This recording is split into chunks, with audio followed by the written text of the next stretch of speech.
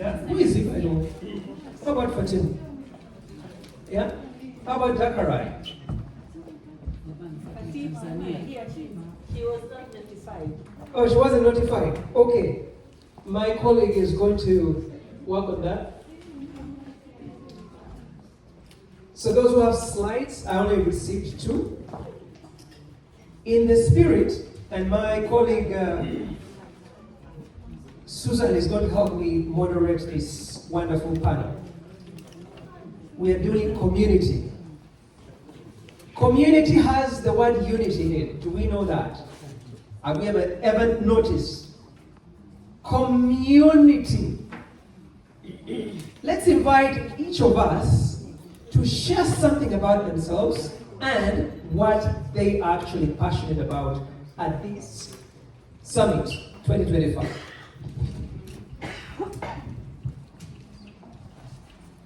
Thank you very much. One of the ways that you can tell that people are with you or they are following what is going on, like we are having this beautiful summit, is to ask a few questions and then make sure that you're answered. So at this point in time, you're going to introduce yourself, tell us what you do, what you're passionate about, and the contribution that you give to our lovely community. Is that too hard to ask for?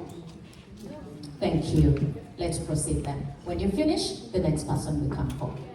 Thank you so much. Hi everyone. I hope you're having a great time so far. There's so many people here. So my name is Julia. I'm only 17 years old. I'm a high school student at UTS, University of Toronto Schools, but I'm from China. My name is Francisca. I'm from Nigeria. I'm a recent graduate in economics and finance from TMU, and I'm very excited to be here. What is TMU? Toronto Metropolitan University. Thank you. Thank you. Hi everyone. I want to thank you, African Descent, for this opportunity to be here and to be invited here to speak about economic empowerment. I'm very passionate about businesses. I'm so happy to see people with their businesses. So I will be talking more about businesses, business empowerment, how we can do side hustles in Canada. So I'll be talking more about business because I have a business background. Actually, in Zimbabwe, where I'm coming from, I never worked for anyone. I just started my business, and I'm still doing it here. So I'm passionate about talking about business. Hi everyone. I'll start with one of my favorite quotes, and it is the ultimate expression of generosity is not in sharing what you have, but in sharing who you are or giving who you are. And so I see myself as the great-granddaughter and great-great-granddaughter of enslaved people from Africa brought to the United States. And in terms of Canada, the one thing that I was able to call myself for the first time here was an immigrant, meaning I came here by choice. So my approach to what I do is helping people get to Canada and stay in Canada. And so I want to challenge everyone here at the end of this, always think about asking for help, inviting people to come, and engaging me. So I'm just grateful to be here with all of you and talk about topics in immigration. Thank you. Hello, my name is Epi. I'm also only 45 years old. I was challenged with how confidently she shared how old she is. I am also only 45 years old. What am I passionate about? I am passionate about justice. I am passionate about fairness. As a pastor, as a minister, there are many people who have taken many risks to make sure that justice prevails.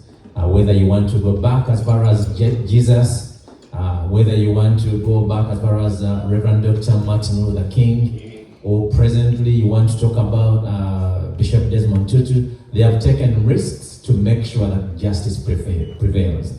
So I feel I have a duty to use whatever I have in me, in this season, in this time, to make sure that if there is an injustice somewhere, we don't just sit comfortably. And that's possibly one of the reasons that I am here, and I hope to learn as much as possible from one another. Thank you.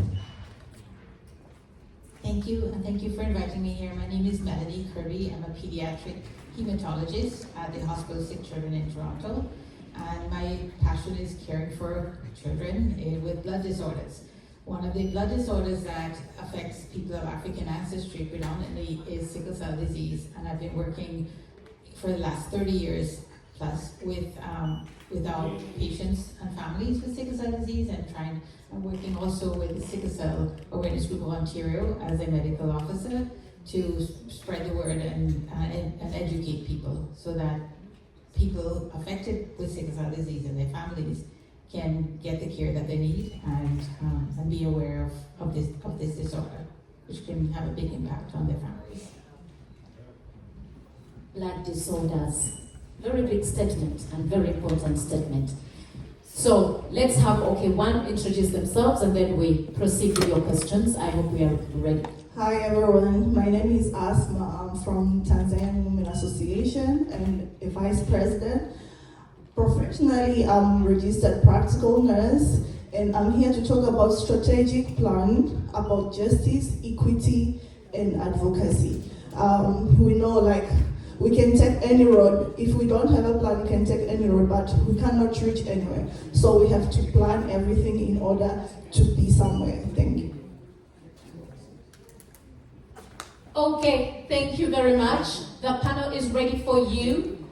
Fully fledged and packed with all the knowledge and wisdom which is researched and factual.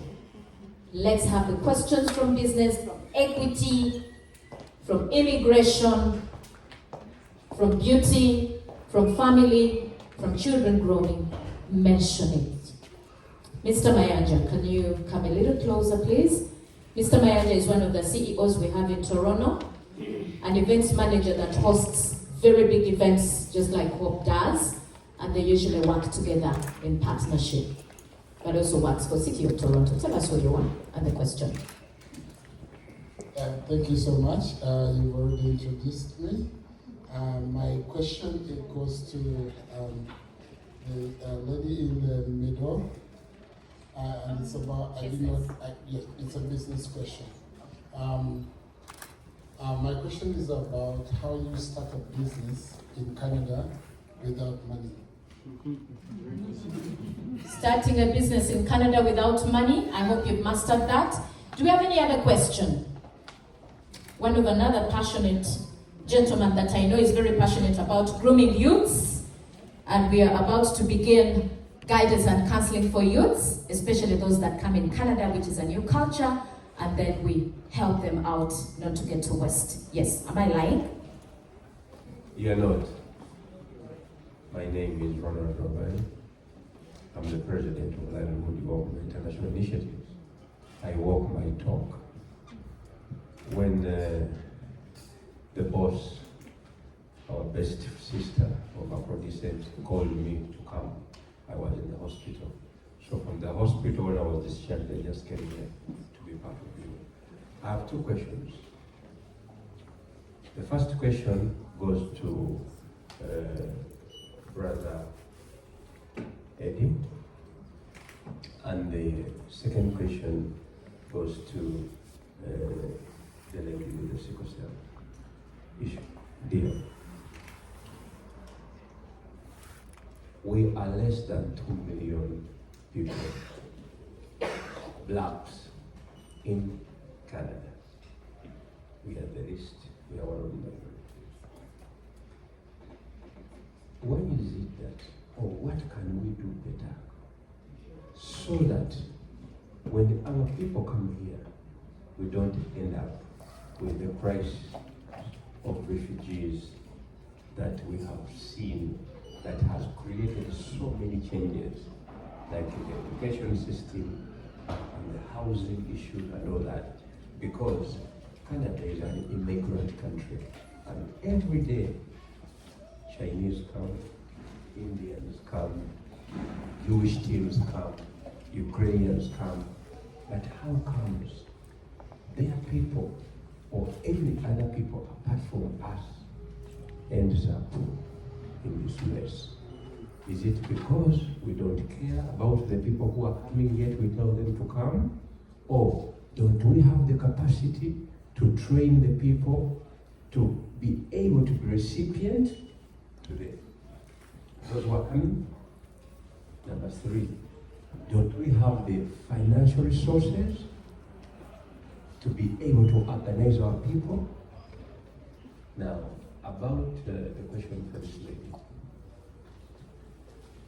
I've learned over the years that sickle cell is a black man's disease.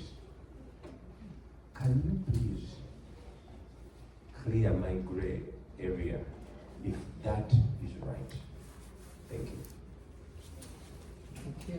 The sickle cell expert already has their question. Pastor Jumba, which question are you taking? There were 3 questions. Are you taking question 1, 2, or 3? And you probably will submit first. Thank you very much, moderator. Thank you, my brother Ronald, for the question. A question that is definitely very close to my heart, so I thank you for highlighting that. And this is why I want to start, because in your question, you also wondered about the possible solutions. You wondered, is it capacity? Is it because we don't have resources? You wondered about a few things, but I want to draw your attention to even the comparisons that you are making about other groups. About 16 years ago, there was an influx. None of you probably has heard about this. There was an influx of what in immigration we call unplanned refugees. Unplanned refugees is when literally somebody just shows up at your door, at your border, and then you figure out what to do with them. So in about 16 years ago, there was an influx. They were entering through Quebec. You probably don't know that. I'll tell you this. Because the people that were flowing in at that time were not people of a color like mine. What I am talking about has a lot of research and data that causes you to wonder, how do you explain the difference that we saw in July 2023? Now, in research, there's a thing called causation and correlation. Now, you may not go as far as saying that the cause was because their skin color was black, but you will definitely be speaking in line when you say that one of the unfortunate realities that we saw this time was that maybe 99, Mr. Walid, you can correct me in terms of percentage, maybe 99.9%, maybe 100% of the people that were stranded on the streets of Toronto were people whose skin color looks like mine. Yeah. Now you have to wonder, you really truly have to allow yourself to sit in that very uncomfortable statement that I just made and wonder if there are any systemic things that are still going on.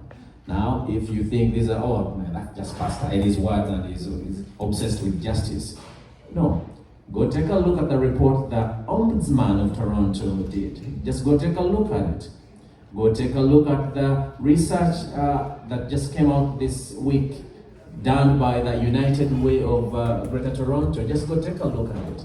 So before you, my brother, before you wonder about the different things you wondered about, I also would like to draw your attention to this thing that we call systemic racism. And what can we do? This is what we can do. When we see injustice, we should not be comfortable to just remain silent. This is what Bishop Desmond Tutu says. Bishop Desmond Tutu says that in situations of injustice, when you choose neutrality, so many of us Africans, many times we are neutral because we are decent and humble people. We choose a position of neutrality, which means, no, I won't be opening my mouth about that. No, I'm not going to be causing any trouble. Bishop Desmond Tutu says, If you choose neutrality in situations of injustice, you have chosen the side of the oppressor. He gives an illustration and he says, when an elephant has its foot on a tail of a mouse, and you choose to say, no, I'm going to be neutral about that situation, says the mouse will not appreciate your neutrality. So I want us as people of African descent to be okay with the discomfort that goes on in your skin when you have to open your mouth when you see an injustice. And you don't have to do it in a bad way. You don't have to be disrespectful, but you don't miss your words to call out systemic injustices. That's one of the things that we can do. Now, there are many other Afrocentric methods that we know have done solutions in times of when our brothers and sisters lack something. We as African descent people, we can come together and say, no, I'm gonna open my little house that I have in the next surge of refugee crisis, should there be any in the future. I have seen some of the individuals in this room who opened up their room to total strangers. It helped. It helped that person who should have been on the street for 20 days, maybe they were on the street for 6 days because the 14 days they were in your house. We can do this as a collective. So if you don't stop me, I could go on and on. But a direct answer to the question, my brother, is that first of all, whenever we encounter injustice, let's speak up against it in a very firm and direct way. Then let us get to the table. My brother Walid said it so well. You're either on the table or on the menu. So let's be at the table where these decisions about the next systems change regarding refugees and immigration. Let's be at that table. And I commend some of you who are already on tables like that. Thank you very much. Yes, go ahead. Next. Yes, and just proceed. Can you hear? Yes.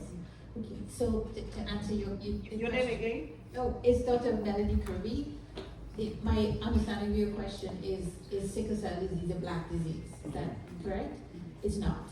Sickle cell disease is an inherited blood disorder with that was the carrier state for the gene for sickle cell disease was the theory behind why the perpetuation of the gene is that it protected people who had the gene, who carried the gene, just one carrier state, it protected them against malaria. So historically, anywhere that you had malaria, the gene was perpetuated. Practically, the highest number of people are of African descent in Africa and in many countries of African descent. But sickle cell disease is present in people of Indian ancestry, the Middle East, and in good numbers. So just to be aware of that.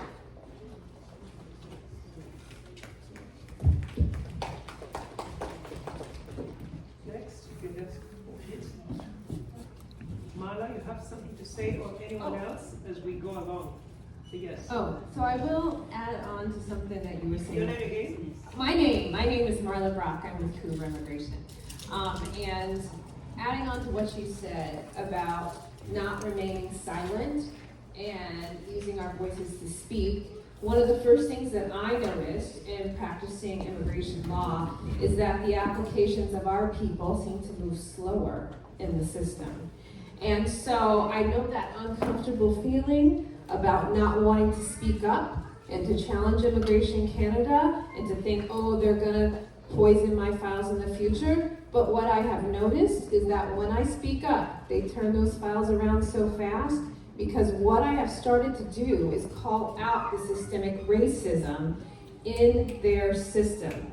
It's embedded in their application process. And so, we need to, as a community, have people that are representing us here and representing our family members abroad, be it in Africa, be it in Haiti, be it in the United States. So I meant what I said, ask, invite, engage, because we're all here to serve as a resource to each other.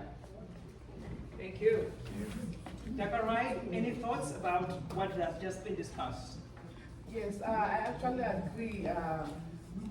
Speak into the mic. Okay. I actually agree with what she's saying because as Africans sometimes we tend to be silent when things happen when things are happening to us. So I think it's important for us to collaborate or speak up because a lot of things are happening in our community. If we look back, was it true when the immigrants were sleeping in the streets and things like that? I'm sure all of us will know about it. So, but us as the Africans, we need to come together as communities to fight for our own people because the way we are being treated here because of racism is very bad. So, but if we come together, if we collaborate and we come together and speak with one voice, we'll achieve what we want to achieve. Thank you. Unity. Thank you very much. I wanted to say something about, but first of all, thank you so much. I feel like everyone has very different perspectives and very different things that we're all passionate about. We forgot to say why we're here, Francisca and I. So we're trying to build a library for a high school in South Africa. This project will help 1,600 students in that library, unprivileged students who walk 2 miles every day to get to school, have books in their classroom. When I went to South Africa 2 years ago, I went there for a debating tournament, and I remember when I stepped off the bus, what I saw was something I couldn't believe with my eyes. You know, you see these things on the news, on the documentaries, you see houses that don't look like homes, they look like containers that aren't meant for living. These conditions that are not meant for people to live in, you see with your eyes. And so when I stepped off that bus, I saw South Africa as one of the most unequal countries in the world. I saw that numeric divide in reality. And I wanted to bring this experience that I had to you and let you know that we argue for change. We argue for equity. Everyone here wants equity. We want unity. We want the African community to come together as a team to help our community here in Canada. But too often, we also forget that there is an entire community back in your home country that also needs helping. And this is something that I wanted to say that, you know what, we, as much as there are difficulties in Canada, we are very privileged. We are very, very privileged. I go to a private school. My parents, there's not a lot of money, but my parents still afforded me to go to private school. Thank you, Dad. And I see people in my school, in my community, who think that what they were given, they can go to after-school classes.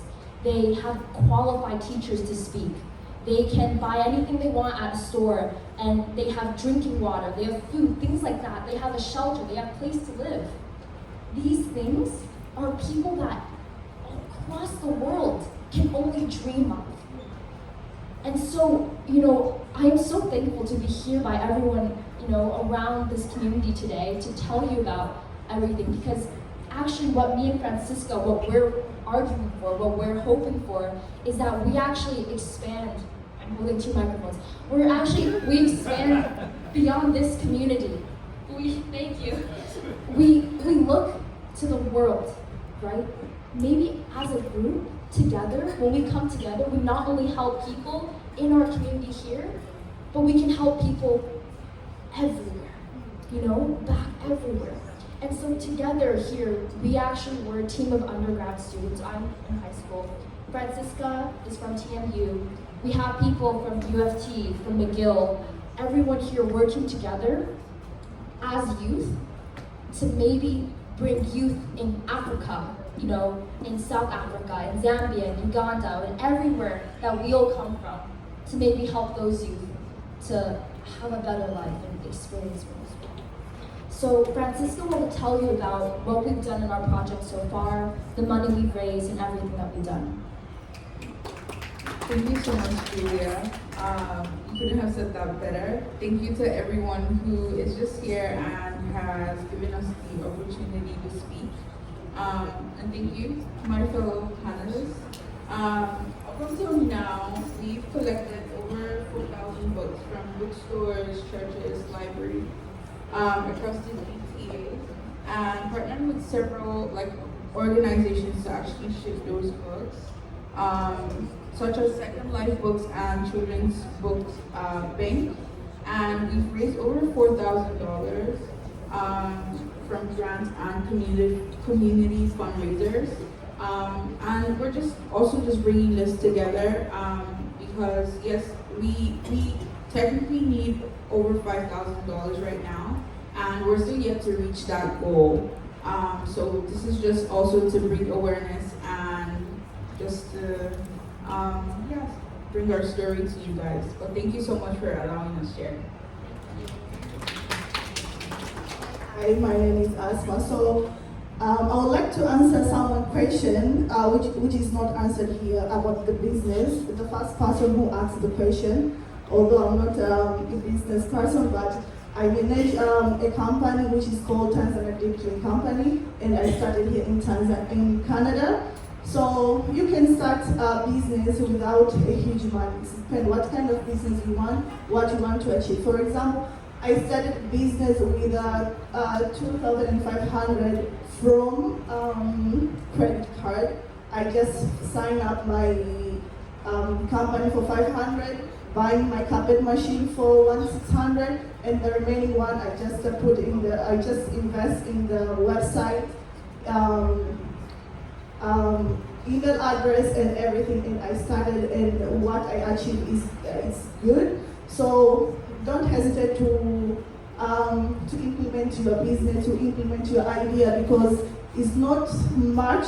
When you put your idea, you can ask for any for loans and other things. So you can do it. We can do it. As African people, we can start a business, whatever you want to achieve in this world. Thank you. Sorry, can I jump in?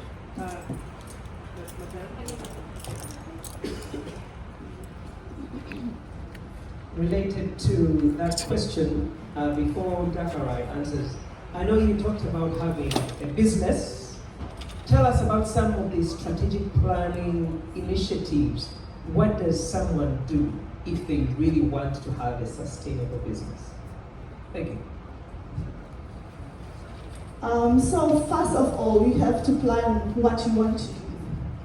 As I said, first, if you don't know where you go, you will reach nowhere. So first you have to strategies. What kind of strategies you will put in your business? For example, okay, first thing, you have to provide service which someone can share. First of all, can share that business, that service through word of mouth. So you make sure what you do in that place, you do at the most, at the finest point, you do well, so that you can achieve. So actually, that is the most strategy. And the second strategy is communication. Communication to your customers. How you, what kind of relationship you are making with your customer. The good relationship you make with your customer, that customer can bring you more than 3 people to your business. So that is one of the strategy. Another strategy, how you advertise, how you send the message to outside people to know your business. That is another strategy. So, for example, TikTok, there's a lot of social media, there's a lot of things. So, website, that is the most important thing. And also, like I say, the most important thing that gives me success is word of mouth. Just do good, just do good in what you do. That is the most important thing, and people will come to you. Thank you. Something very small. If you're to start a business, look around you, identify the problem or the gaps in community, realize who will be your clients, who else does that business, and what are their gaps. It's on the foundation on which you're going to build your own, because you're going to fill the gaps. And what are the loopholes that you're going to block in society, and how much do you need? It's very important to understand that capital of starting a business is not money. Actually, capital of starting a business is your brain and how much you've thought about that. Because many people have a lot of money and they start very big businesses, and within a month, all the money is gone and the capital is gone. So capital is you and how brilliant you are to observe and then start planning for your business. You can start small and grow bigger. Thank you so much. Also, you have to look around your competitors. So you have to know, okay, who are in this industry and what they are doing and what you need to do so it can make more effective than what they do. Thank you. Mala, we need to hear from you. What has changed in immigration, and how are we going to avoid deportation? Because it looks like it's a scary for all of us. So talk to us about that. Okay, just 1 second. You can give us. No. Give us just within a second, and then you give Council Mala details. Yeah, I know. It's okay. Go ahead. So, like she said, she actually answered my question about how can you start a business without money. When starting a business, it doesn't have to be big. I've been given a few minutes, but I have a lot to talk about. So it doesn't have to be big. Like here, as I can see this table, as women, in Africa, I don't know if you remember, in Africa, people were putting their money to, they call it susu here, in other places they call it susu. You can actually start like that. You can put your money together. I actually did that. I formed a woman empowering women business, and I gathered women, and they were making scarves, and they are actually making money out of it. I look for contracts for them to provide scarves in AIDS organization. So you can actually come together, put your money together, start as a susu. When you start as a susu, maybe $100 a month, and you put your money together, and you can work cooperatively, and you start a project, like a knitting project. Most of us, we can knit. When I started this knitting project, women said, we used to do it in Africa. You know, when you come here because of immigration issues, you forget the things that we used to do back home, right? So when we started that project, they started to say, oh, I used to do this back home. So now when they started, we did it only one day, and they said, I know how to do it, because it was just refreshing their mind. So you can start a group of women and making your own scarves and selling and looking for the market and doing such kind of businesses. And also, some side hustle, you know, even when you are working, the money is not enough these days. When you go and buy groceries, you can't afford to buy groceries. So as women, I'm talking mostly about women because I'm more of women empowerment. So as women, you can even have a side hustle where you can just make it extra money. Me, I make dry meat. Some people, we call it biltong. It's very big in South Africa. So I started it with $100. And that $100, I make profit. I keep going, and so in my community, everybody knows I go to events selling this biltong. So it's extra income. When you are going to work, you have money to buy groceries instead of using your paycheck. What does susu mean? Because in our language it means something totally else.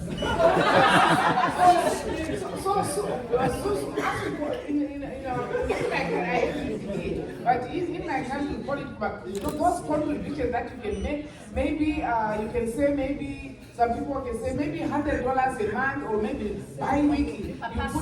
Yes, per person. Like your 5 people? You have your 5 people. Let's say you have 10 people. 10 times 100 is almost 1,000, right? So you can do something with those and you give it to one person, and you give it to one person, then you start your own project. Okay, thank you so much. We appreciate it. Okay, please. Okay. So I know I'm not supposed to talk about business, but I am going to talk about business for just a second because I'm also talk about business fast. Yes, business of immigration. So I just want to let everyone know the reason that I'm here is because of TikTok, which I just started really getting serious about about, I guess, a month and a half ago, and Alexander was following me on TikTok. And the reason is I started not selling on TikTok, but really just sharing with people what I know in a way that's easy for them to understand. So whatever you're selling, I'm sure there's certain things that you can teach people about what you do. Not necessarily give them your secret sauce, but tell them a story behind your business. And I just say it's really done wonders for my immigration practice. You're getting clients and the money comes in the process? No, I don't do ads. Okay. Clients. How is it a business? Clients reach me that way. So I'll bring up a topic and they'll say, can you help me with this, and that? From all over the world. And they pay for the services? Oh yeah. Do they pay for the information? Through a one-on-one consultation they do. Oh, yeah, it's very real. And that is exactly why I'm here, because I got the invitation to come here about, 10 days ago. And then he said, would you come? And I was like, okay, I'll fly in from Vancouver, sure. And you were the first person here? Yeah, because I was excited. I'm excited. Okay, so now I'll get to what you asked me about. Yes. So she talked about TikTok. I also opened the YouTube. I didn't even have knowledge about YouTube. Now I have more than 10,000 views and also more than 5,000 subscribers. So it's another way of doing business without doing anything, without paying anything. Yeah. So you can just do your YouTube video. You can actually see what other people are doing. People are doing funny things and get ideas, and YouTube can pay you for that. Wow. So you wanted me to talk about immigration just a little bit. In terms of deportation, everyone's always afraid of being deported. The reality is there's a lot of things that need to happen before that ultimately happens. And sometimes I am hired to help people what I call regularize their status.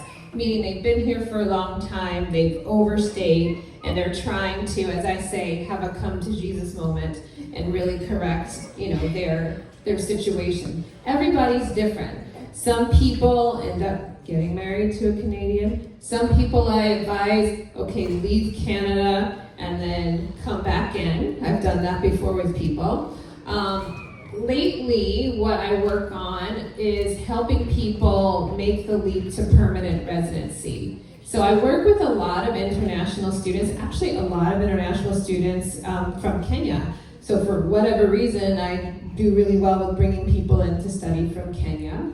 But that's only step one. And I always encourage people that are coming to Canada that that are here with a temporary status, you have to have a plan. Every week I get 3 or 4 people in my office and they say, my status is expiring at the end of the year, what do I do? My postgraduate work permit is running out. My employer can't renew me because of all the restrictions on an LMIA. Step one, when people get here, my A+ clients, I say, let's get a strategy on how to get you to permanent residency. It may take a while, but at least we're going to anticipate all of what I call the booby traps that Immigration Canada has in place. All the times they change the goalposts, like you may have a program that's open, then it's not open anymore. Or things that people expect to have when they come in as international students, a pathway. And then all of a sudden, they're not giving points for this, they're not giving points for that, depending on which way the political wind blows. So, international students, what I would tell them is do everything that they can to tread water and stay afloat. And that means getting an employer, and when I say employer, as I was talking to someone in the donut line, you could be the employer of someone, especially so many of us are immigrants here and have our own businesses. And guess what? As a business, a lot of the time, you can hire someone from overseas. You could hire your niece from overseas, for example, if they are qualified to do the job. And that process is called an LMIA. The Filipino community, which I work very closely with, they are all over this. The Indian community, which I work closely with, all over this. The Persian community, okay, and so on, the Egyptian community, they know, and we need to know too, okay? So we can rescue each other. It may not be it may not be your business. It may be your uncle's barbershop that's growing. We've got to be our own life rafts. So that's the one piece of advice that I'm finding giving people over and over again. Plan in advance. Assume the worst case scenario. First of all, let me just start by saying, being from the United States, which I do practice American immigration law, which is a gong show right now. I'm very busy down there. But I will say, comparing the two nations, Canada is immigration friendly. Even with all the booby traps. A lot of the time, we just don't know. We just don't have the information. Immigration Canada is not in the business of getting out there and telling us, hey, you should do this. Hey, what about that? Hey, what about this? You have to figure it out. And so I call Immigration Canada probably about 15 times a week because I make them work for the tax money and the fees that we're paying them. And I say, I have a client, this is the situation, I think this is the answer, what is the answer? And they say, hold on, I'm gonna put you on hold for about 3 to 5 minutes. They will tell you, we gotta call them. And if you're not calling them, hire someone to call them because there are pathways to remain here. United States is a bit of a different story, it's a bit more challenging, but Canada, I always say get here and then you can kind of bob and weave and figure out a way. Because in my practice, I think I've only had one person be removed from Canada, and she came to me after she already had the mess up, and I was like, I'm gonna try and see if I can clean this up for you. But we're working to get her back, but I do everything to keep my people here. And when I say my people, I mean my clients, not necessarily by ethnicity or nationality, but everybody's my people. Okay, can you, Pastor Jumba, for those who don't know Pastor Eddie Jumba, he's one of those very people that comes, by the time somebody comes from back home especially, they already know him. The Nigerians know him, Chinese know him, Indians know him. Some of them have never met him, but they know him as a person that embraces people when they arrive here and they don't know where to start from. He helps you to find somebody that can house you in the meantime. He was able to provide his church space for immigrants that were on the street and they were in snow, and some of them had started getting problems. That is Pastor Jonah. As I speak, he's working on affordable housing in Toronto. I understand they call it Toronto. I don't know. I hope I'm getting it right. Yeah. So, Pastor Jumba, Mala, that's amazing. So you're going to tell us where we can find you because we have clients, very many clients. I don't know what you're going to do. I can be your assistant if you so Everybody wish. should ask me for a discount. That is okay. Everybody should ask for a discount, okay? Beautiful. And then especially the password is African Descent Summit. That is the password for the discount. We will make that the password, okay? Okay, lovely. So Pastor Jumba is going to tell us just a few of what he does. He does work that is not his, but to support especially the black people, but also those that come in from other countries and are white. And thereafter, each of you will give us at least a 2-minute closing remarks, especially of what you do and where we can find you. Does that sound good to you?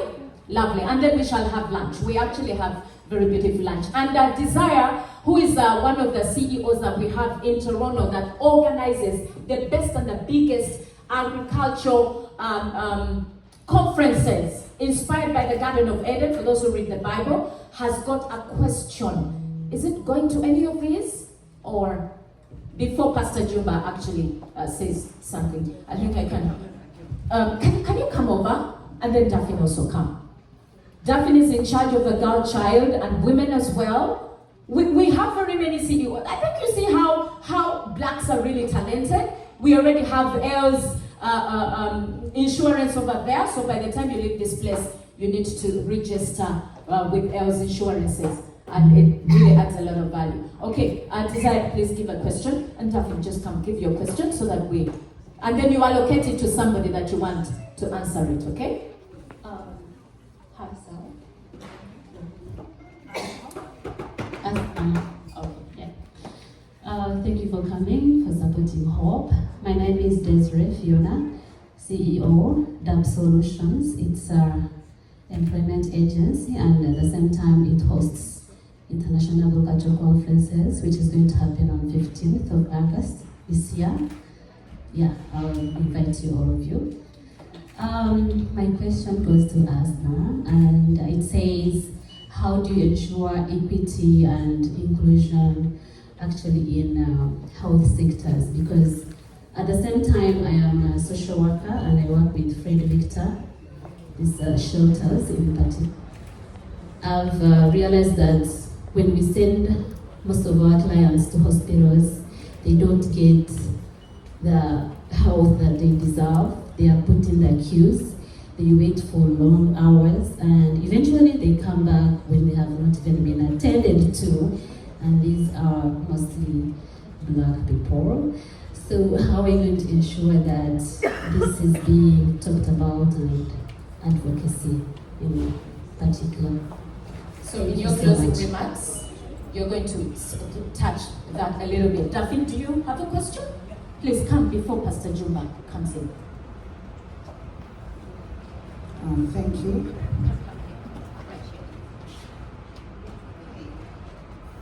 My question goes to Mr. Walid, if I got the name.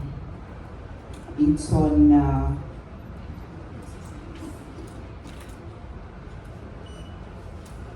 okay, I didn't know how well to put it up. I'll mention it in a statement and hope you can pick what I mean. I look at the funding model for Blacks as having a loophole. Thinking there's need to have a funding model that reflects the full spectrum of Black identity in Canada. I'm coming from what has been happening like over the years. I would say most Blacks in Canada have an origin from like the Caribbean. And when there is funding, mention of funding, you find people who have come from the different, Blacks from like different Nigeria, Uganda, Kenya, and all that. When they're here, there's still that unfairness to approach that funding. Government thinks it's supporting Blacks, but at the end you find funds have gone mostly to the Caribbean community. My last question, which is open to everyone here. We have Black youth issues. Recently, there was a shooting around my area, and when I moved out of my house to look at the balcony, I saw like 8 cars of police with one Black guy seated on the ground. I felt like, what is supposed to be done in this case? Our youth are out there and they're not safe, because I can say in 2 months we've had like 2 people shot here in Toronto, and I don't know, like, what are we doing? I feel this is a platform where this should be discussed and we find ways to support, because yeah, we can say there is the police and all that, but how do we come in to see that we are supporting the youth? Because it's a serious matter, guys. Thank you. Okay, Pastor Juma, please give us you have another commitment, don't you? I just kindly request that you respond fast, and then we will have, and then he actually will take your seat if you're ready to go ahead. Thank you. So a response to Daphne's question or my closing remarks? I am struggling with the instructions. Both of them, Pastor Juma. Okay. I apologize. So this is where I'm going to start.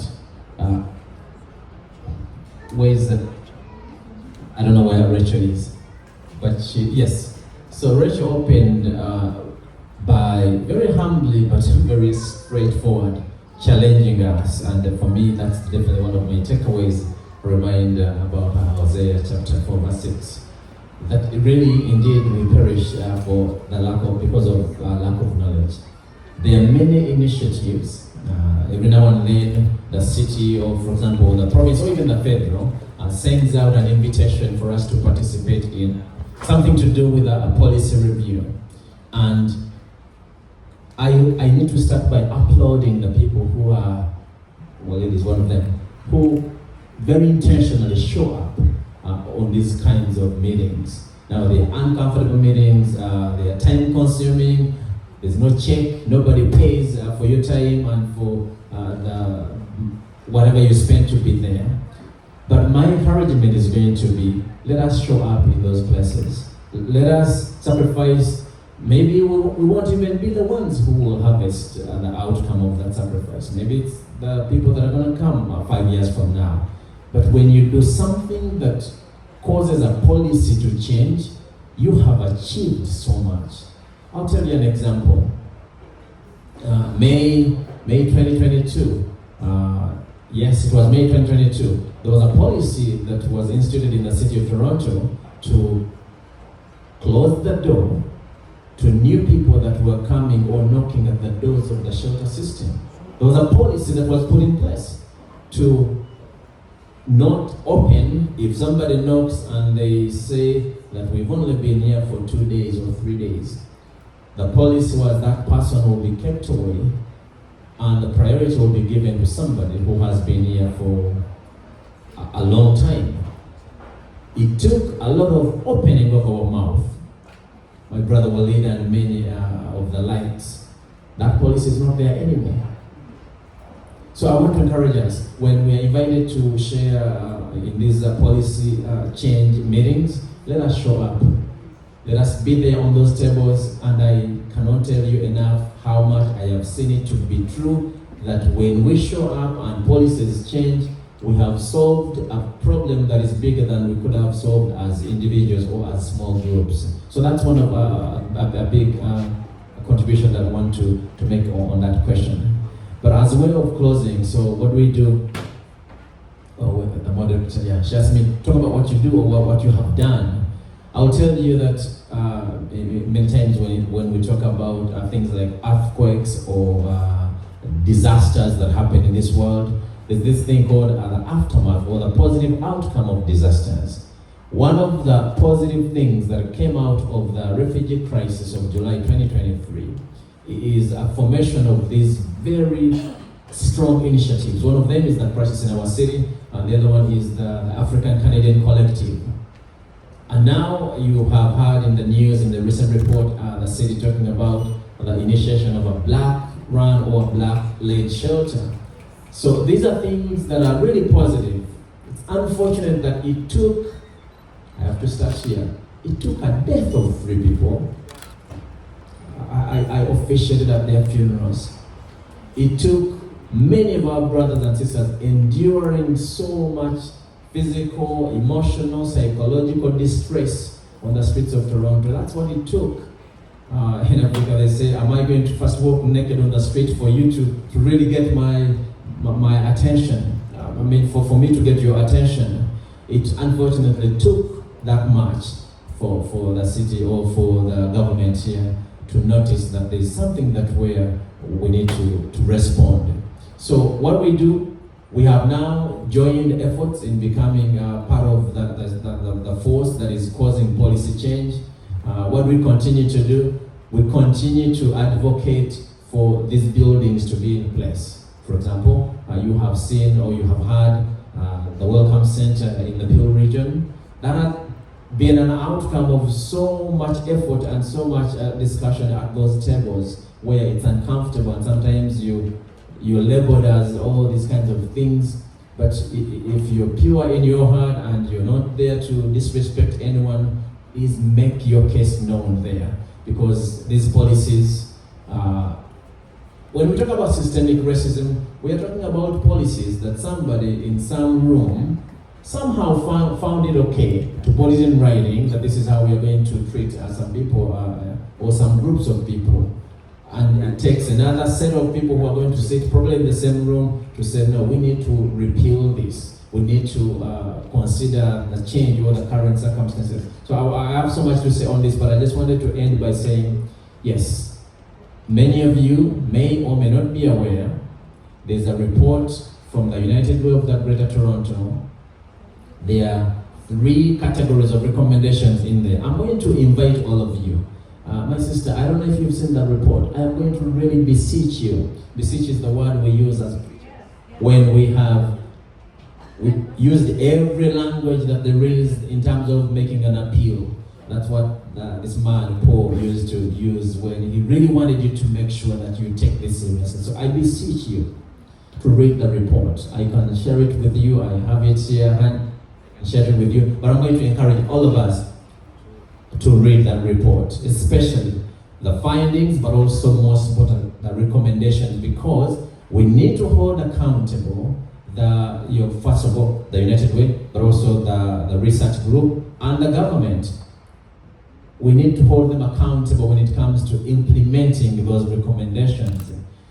I want to commend, as a way of ending, one of the things the report highlighted was the response that was seen from grassroots, black-led organizations, faith communities, black-led faith communities, how they stepped up in solving a problem that was big. So before we think less of ourselves as a black community, I want to encourage you that in that report it is highlighted that it was the black-led small organizations that stepped up in bringing a solution to the table. So many of you are in this room, and I want to end on that note. Do not think of ourselves less, because we have evidence that when Canada, for the first time in the history of this land, when Canada faced a very big problem of having so many black people sleeping on the streets of Toronto, one of the key people that solved that problem, if I can use the word solve lightly, because we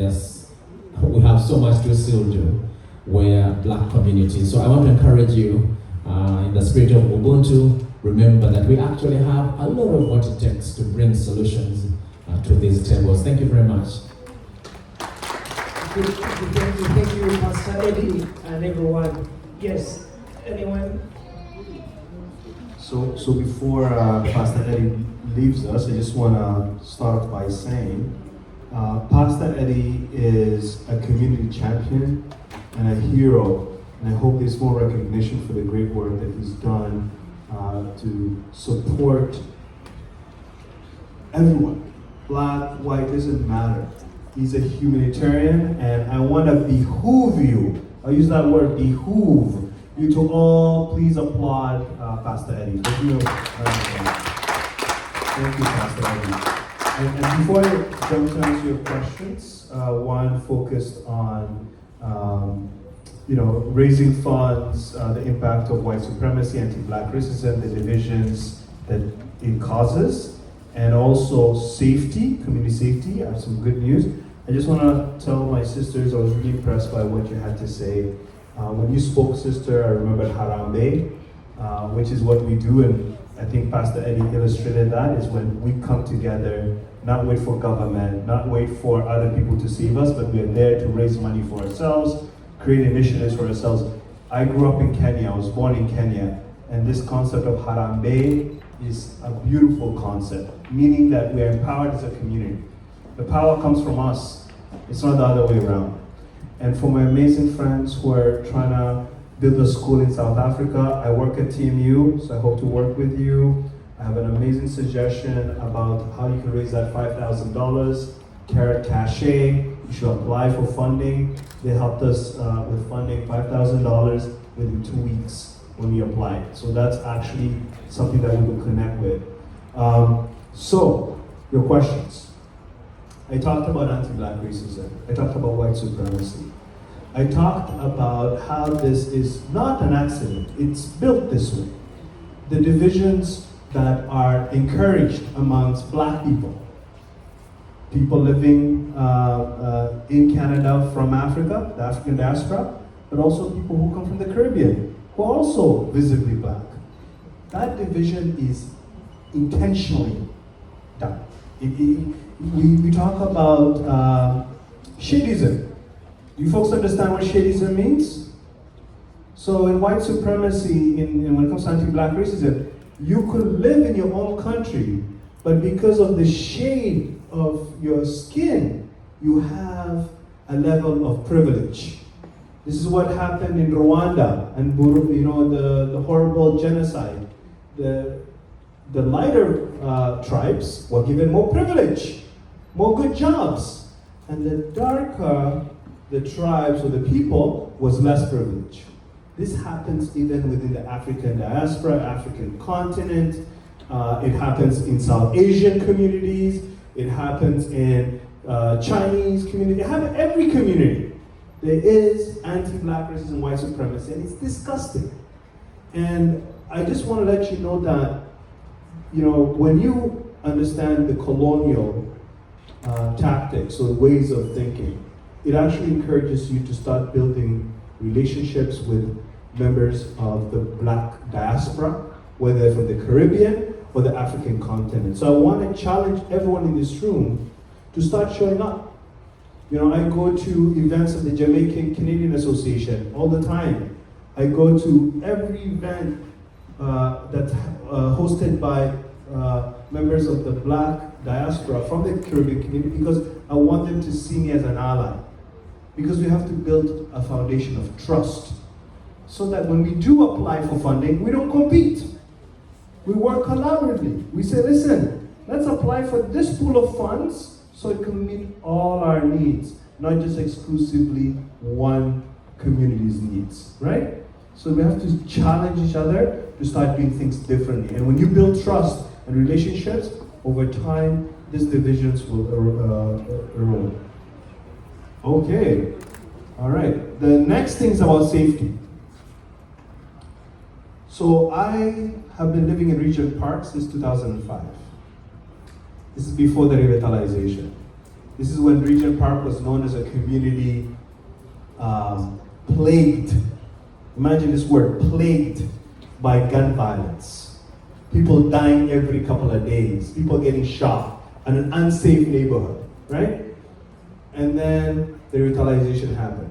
And I got involved in my community through the neighborhood association. I'm the co-chair right now, so I thank those that trusted me in that role. And I got involved with something amazing. It's called the Regent Park Social Development Plan. So what we said is, City of Toronto, give us money. We know how to deal with our own issues. And they gave us $2.5 million. $500,000 per year for 5 years, so we made sure it was sustainable. And we created focus areas. One focused on employment and economic development. So we could create good jobs in our community for at-risk youth, at-risk members of our community who maybe have a record but can't get a job, right? We had a focus area that was focused on community building. So we hosted this amazing festival called Sunday in the Park. And now it's been running for 34 years, where we brought all residents together. I want to invite you all to Sunday in the Park so you see it for yourself. Mark this on your calendar. August 30th and 31st. Come to the big park in Regent Park. August 30th and 31st. Saturday is going to be focused on youth. Sunday is going to be focused on seniors and everyone else. Don't miss the Sunday event. If you're going to miss the Saturday event, show up on Sunday afternoon. You will love the energy. You're going to see people from all around the world. Thousands of them. Getting free food, having free activities, seniors from all backgrounds playing bingo. Amazing, amazing things are happening. And that's the community building. The other is communications.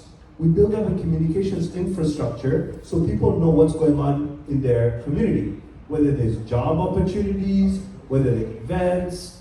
We created a YouTube channel with thousands of subscribers. We have a Hello Neighbor app, which you can download, where you can event.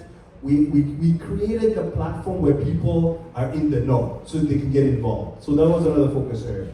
The last one was safety. We created something called the Safety Network. And that is how we started doing audits of our neighborhood, making sure everything is good, lighting-wise, making sure that we have workshops that focus on the safety needs of residents, but also the challenges. We brought in experts, we brought in people who actually led interventions that worked. One of my favorite people is my brother. His name is Marwan Kogali Ali. I love him. I love him so much. He started this amazing charity. It's called Healing as One. And Healing as One did that important work of reaching out to at-risk youth and giving them a job. Right? Because it all boils down to poverty. Poverty is the root cause of crime. Now guess what happened? In 2023, take this in, we had zero gun-related deaths in Regent Park for the first time in our history. Is that amazing? Zero, no lives lost. Now, that proves when you invest in people, not just in physical buildings, you actually can be part of the solution. You can actually make it possible for communities to be safe, to be livable. You know, my good friend here is a doctor. She knows the social determinants of health, one being housing, right? So we need to make sure that people have access to housing. When we talk about affordable housing, it's based on income. Don't let those greedy developers trick you that it's based on market. There's nothing to do with market. It's based on your income. And we need to actually invest in people. So addressing the needs of our community when it comes to safety is very possible. But we have to work together as a coalition, not just as Black people in this room, but we need to find other people who care about our community and start working together. When you show up as a volunteer, when you show up as someone who cares, just like Pastor Eddie said earlier, and have an impact on how policies are shaped and how investments are made, you're having an impact. You're being part of the solution. So I want to encourage all of you to be part of that solution. Don't stay idle. Don't have this attitude, oh, it's just me. You know how powerful each one of you are? Like, I'm amazed by how much power every person has when they exercise their intelligence, their passion, when they're committed on an issue. So, to answer your question, things are getting better. Not perfect, but it's getting better, and that's some examples that I've cited. So thank you for that. Okay, I would like to answer the question, how we ensure equity in the hospital, especially in emergency. So actually, let me say, I'm new